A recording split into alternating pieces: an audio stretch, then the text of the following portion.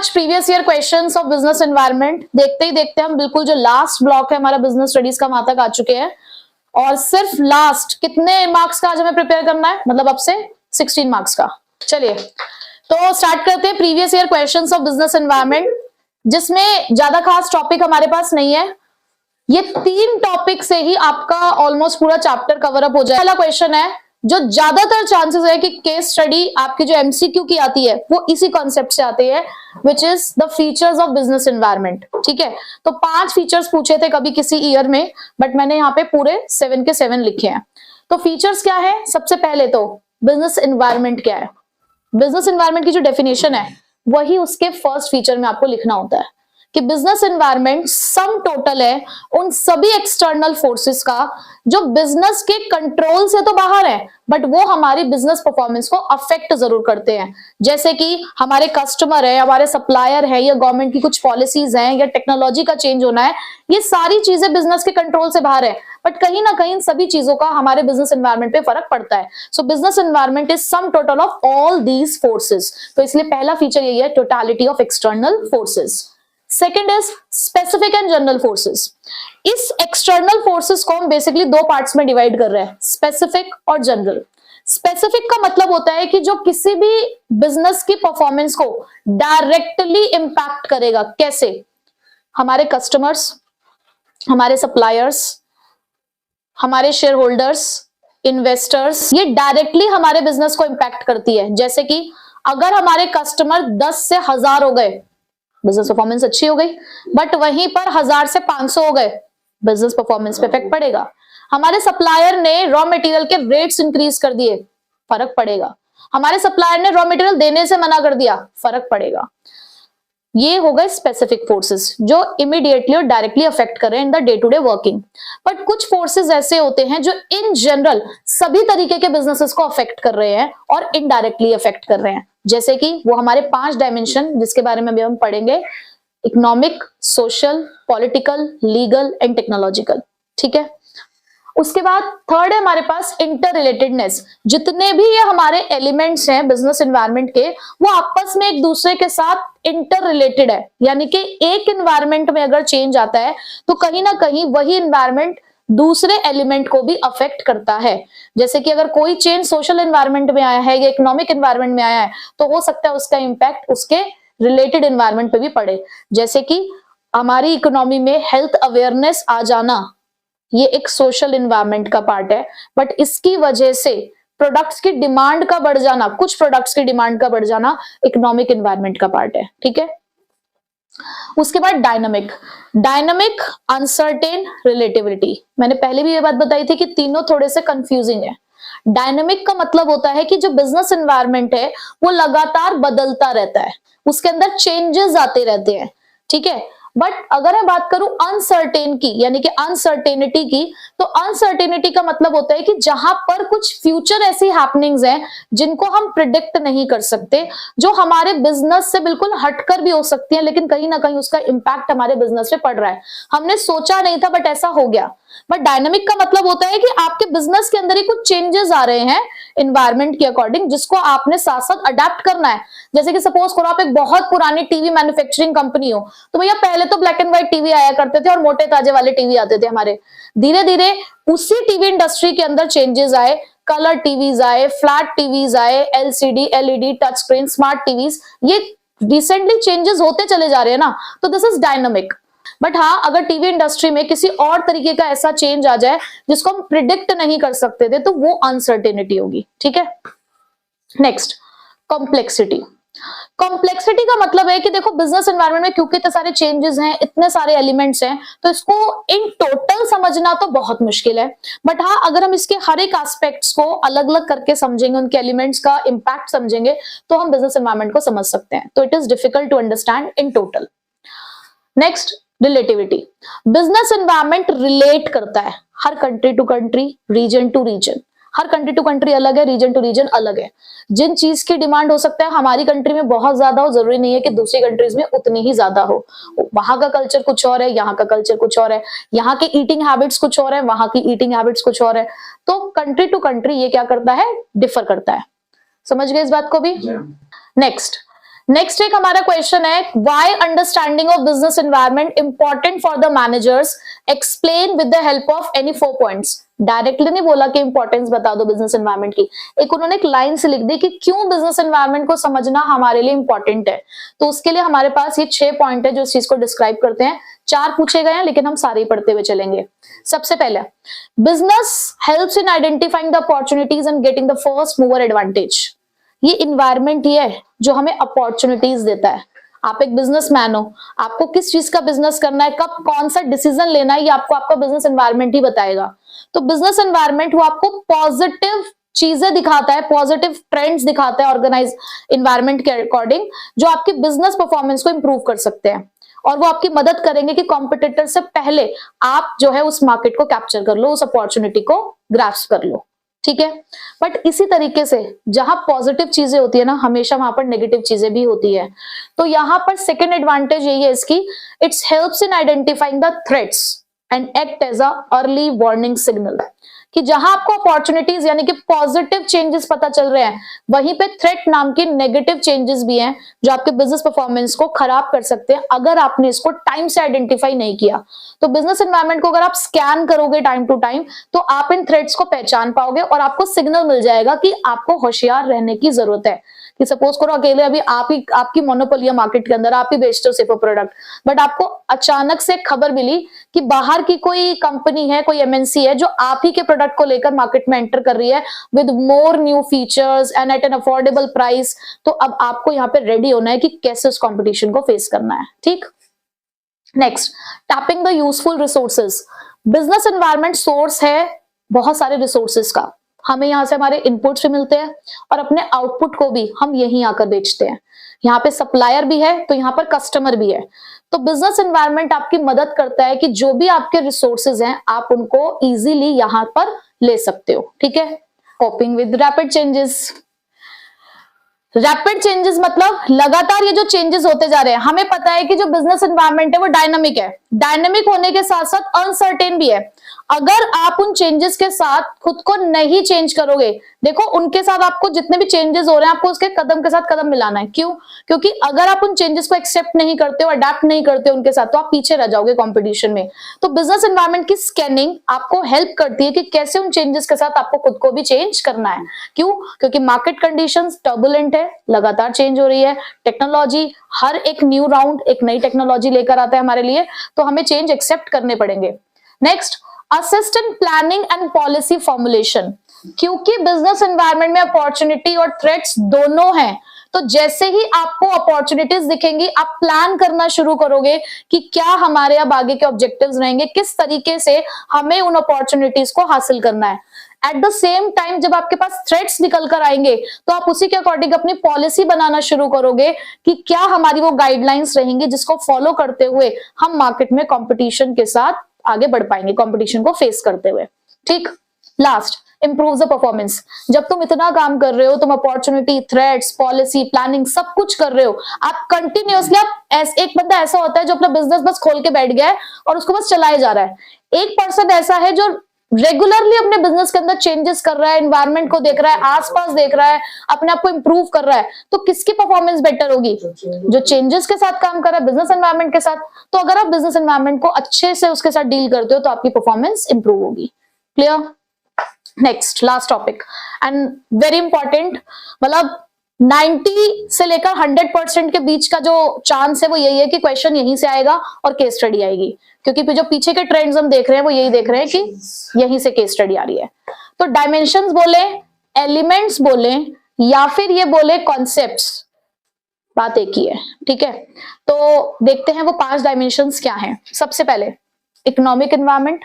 Economic environment, यहीं से पकड़ लेना वर्ड कि इकोनॉमी से रिलेटेड है, यानी कि इसके अंदर वो सारे एलिमेंट्स आएंगे, वो सारी चीजें आएंगी जो कहीं ना कहीं हमारी इकोनॉमी को अफेक्ट करती हैं। जैसे कि इकोनॉमी में कंज्यूमर्स की डिमांड, प्रोड्यूसर्स की supply, value of a rupee, stock market, interest rates, GDP, ये सारी चीजें ऐसी हैं, या किसी की disposable income, personal disposable income, ये सारी चीजें ऐसी हैं जो हमारी इकोनॉमी को अफेक्ट करेंगी। जैसे मार्केट में, या मैं कहूं बैंक ने होम लोन्स के जो रेट है वो कम कर दिए। अब आप मुझे बताओ इसका क्या इंपैक्ट पड़ेगा? लोग मतलब लोन लेंगे ज्यादा कि ताकि इन्वेस्ट कर सके। देखो, बैंक ने होम लोन्स कम कर दिए, इसका इम्पैक्ट पड़ेगा कि एक तो जो लोग अफोर्ड नहीं कर सकते थे अब तक अफोर्ड नहीं कर सकते थे होम लोन्स, इसलिए नहीं ले रहे थे क्योंकि महंगे थे, एक तो वो मार्केट में एंटर करेंगे, और जो लोग खुद से पैसा देकर घर नहीं खरीद सकते थे, अब बैंक ने उन्हें एक चांस दे दिया है कि वो इंस्टॉलमेंट पे कम रेट ऑफ इंटरेस्ट के साथ अपने घर बनाने का सपना पूरा कर सकते हैं। ठीक है, एट द सेम टाइम जब बैंक ने रेट कम करे होम लोन्स के, तो इसका मतलब होम की डिमांड बढ़ी, घरों की डिमांड बढ़नी शुरू हो गई, अल्टीमेटली कंस्ट्रक्शन कंपनीज को भी फायदा होना शुरू होगा। तो आप देख रहे हो कि किस तरीके से पूरी इकोनॉमी अफेक्ट हो रही है। तो this is economic environment. Social environment, society से रिलेटेड। अब सोसाइटी से रिलेटेड क्या होते हैं? हमारे ट्रेंड्स होते हैं, हमारे कस्टम्स, हमारे ट्रेडिशंस, हमारे वैल्यू सिस्टम्स जो हम लोग फॉलो करते हैं। हाँ, सोशल वेलफेयर हो गया, ये सारी चीजें आपकी किसके अंदर आती है? सोशल एनवायरनमेंट के अंदर। अब जैसे कि मैं कह रही हूँ कि हेल्थ अवेयरनेस, अभी मैंने आपको ऊपर एक एग्जांपल दिया, ये जिम्स का खुलना, ये सोसाइटी का ट्रेंड है। बहुत सारी चीजें ऐसी होती है जो हम सोसाइटी को देखकर करते हैं और उन्हीं बिजनेसेस के अंदर हम लोग एंटर करते हैं। Next, political environment. Politics is related to the government, यानी कि पॉलिटिकल एनवायरनमेंट में गवर्नमेंट की वजह से चेंजेस आते हैं कि अगर किसी कंट्री की पॉलिटिकल कंडीशन स्टेबल है तो यानी कि वहां पर इन्वेस्टर्स का कॉन्फिडेंस बिल्डअप होगा कि इस कंट्री में हम पार्टिसिपेट कर सकते हैं, मतलब इन्वेस्ट कर सकते हैं। बट अगर कोई कंट्री ऐसी है जिसमें अनस्टेबिलिटी है तो वहां पर जो इन्वेस्टर्स हैं वो इन्वेस्ट करना नहीं चाहते। 1991 से पहले हमारी कंट्री भी एक रिस्ट्रिक्टेड इकोनॉमी में काउंट होती थी। हमारी कंट्री भी रिस्ट्रिक्टेड इकोनॉमी में काउंट होती थी, बट जब 1991 के बाद रिफॉर्म्स आए तो जाके हमारी कंट्री भी ओपन अप हुई, यानी कि जो गवर्नमेंट ऑफिशियल्स है उनका एक पॉजिटिव एटीट्यूड हुआ टुवर्ड्स द बिजनेसेस। ठीक है, उसके बाद technological environment, related to the technology. यहाँ पे कीवर्ड्स है कि जब भी आप कोई इनोवेशंस या इन्वेंशंस देखोगे, कोई डिस्कवरी देखोगे, चाहे वो प्रोडक्ट के प्रोडक्शन की हो या फिर उसको डिलीवर करने या प्रोडक्शन के मेथड्स हैं, यानी कि जब भी आप कोई नई टेक्नोलॉजी के बारे में बात करते हुए देखोगे तो दैट मीन्स वहां पर टेक्नोलॉजिकल एनवायरनमेंट है। और आज टेक्नोलॉजिकल एनवायरनमेंट बहुत ज्यादा बढ़ चुका है, बहुत सारे बिजनेसेस को इसने अपॉर्चुनिटीज दी है ग्रो करने की। Legal environment, legal environment is basically related to the law. जब भी कोई एक एक्ट पास होगा वो हमारा लीगल एनवायरनमेंट का पार्ट होगा, या हमें दिख रहा है कि किसी एक्ट की वजह से किसी बिजनेस के अंदर कोई चेंजेस आ रहे हैं, कि चल रहा है वो एक्ट और उसकी वजह से कोई चेंजेस आ रहे हैं, तो वो भी हमारे लीगल एनवायरनमेंट का पार्ट है। ठीक है, सो बस इतना ही है हमारा बिजनेस एनवायरनमेंट। सबसे इजीएस्ट मैं कहूंगी कि ये चैप्टर है हमारा, और इसकी केस स्टडी भी कोई बहुत ज्यादा टफ नहीं आती है। अगर मैं लास्ट ईयर एग्जामिनेशन की बात करूं तो बड़ा क्वेश्चन तो कोई नहीं आया था इस चैप्टर से, सिर्फ एमसीक्यूज थे। ठीक है, तो केस स्टडी कर लेते हैं आप। लास्ट ईयर जो हमसे एमसीक्यू के क्वेश्चंस आए फ्रॉम दिस चैप्टर वो है 3 MCQ. Since business environment consists of numerous interrelated and dynamic conditions or the forces which arise from different sources, it becomes difficult to comprehend at once what exactly constitutes a given environment. So it is a relatively easier to understand the environment in parts but difficult to grasp in its totality. Yes, identify the feature. तो अभी मैंने आपको समझाया, correct answer is complexity. Next. As per the Waste Management Rule 2022, single-use plastic items was prohibited in Delhi from 1st July 2022. The dimension of business environment. Rule आया है कि single use plastic items को ban कर दिया जाएगा दिल्ली के अंदर। Option क्या है आपका? Legal environment. Next, which of the following is not an element of social environment का जो एलिमेंट नहीं है? Composition of family, consumption habit, rates of saving and investment, education system and literacy rate. Yes, rate of saving and investment, क्योंकि it is related to economic environment. Next case study देख लेते हैं। पहले पूछा क्या है हमसे, आपको आइडेंटिफाई करना है यहाँ पे इम्पोर्टेंस, आइडेंटिफाई करनी है importance. Desh and Reena are entrepreneurs.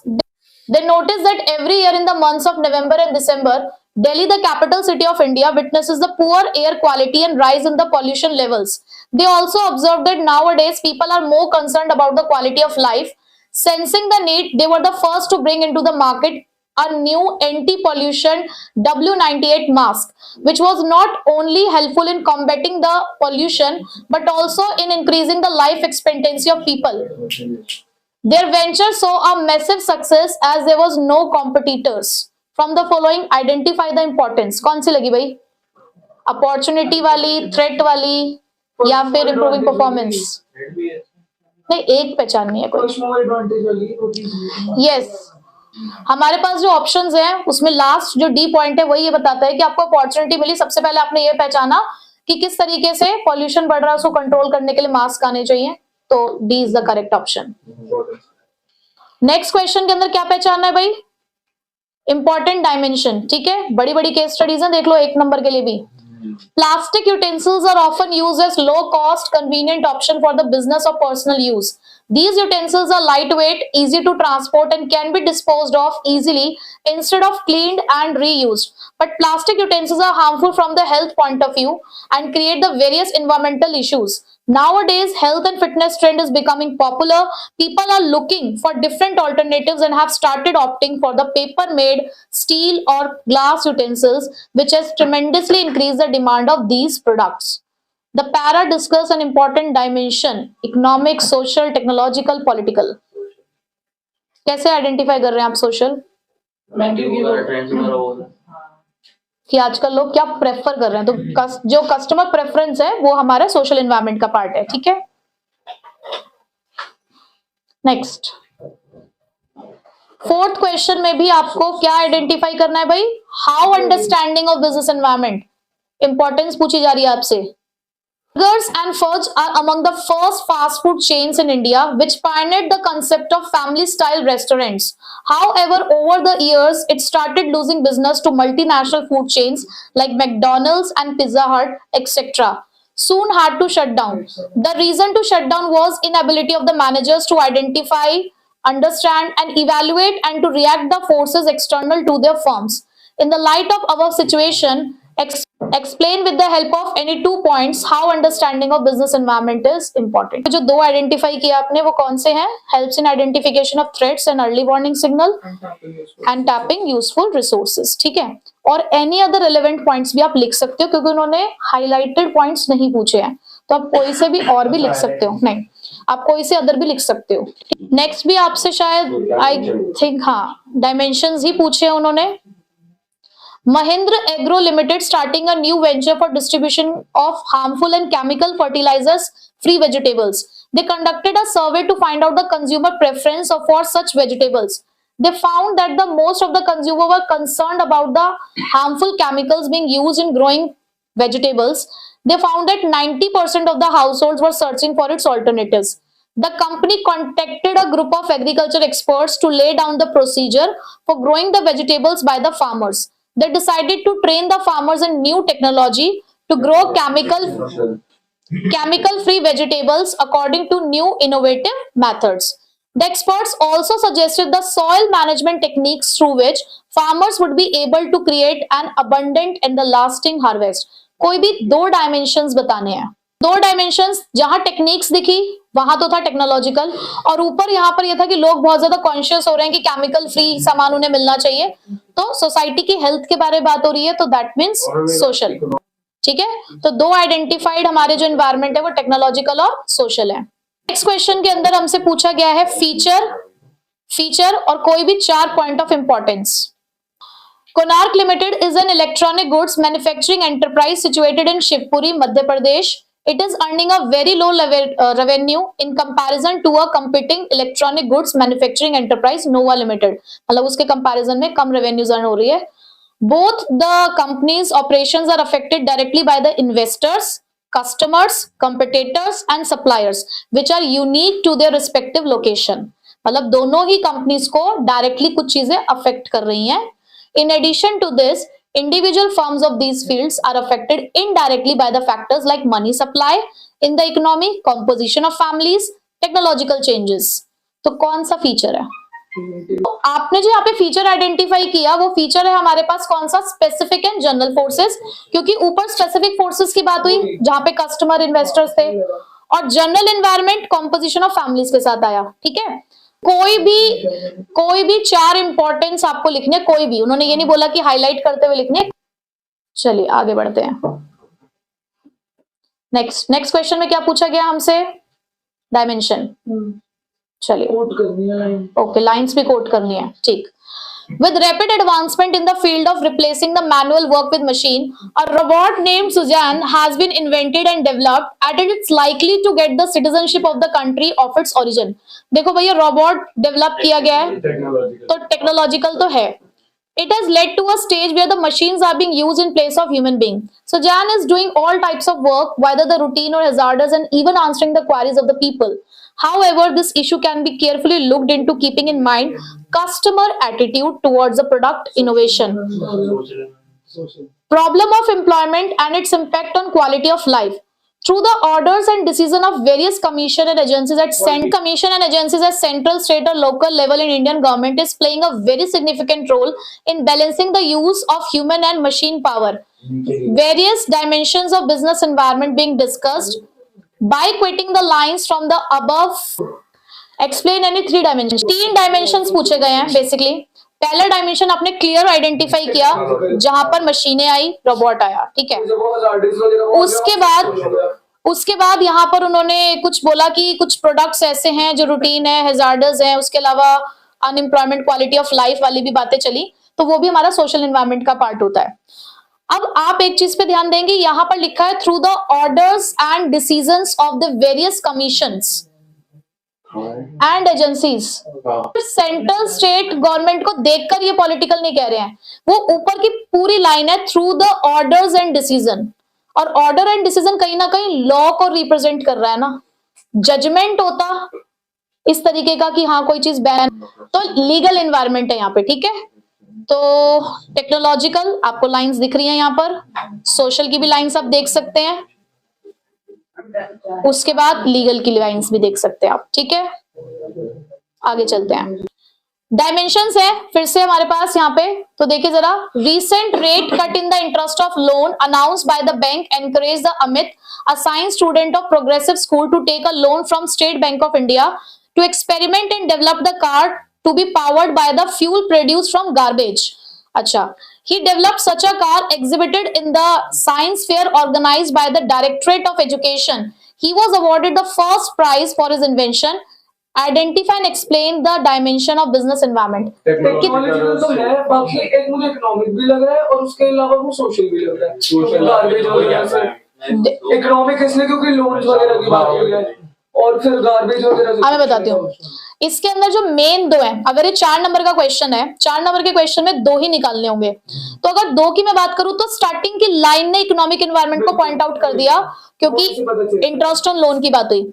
ये जो आपको यहाँ पर इकोनॉमिक एनवायरनमेंट फर्स्ट लाइन से है, उन्होंने एक कार डेवलप करी जो कि गार्बेज से फ्यूल डेवलप करता है, दिस इज इनोवेशन.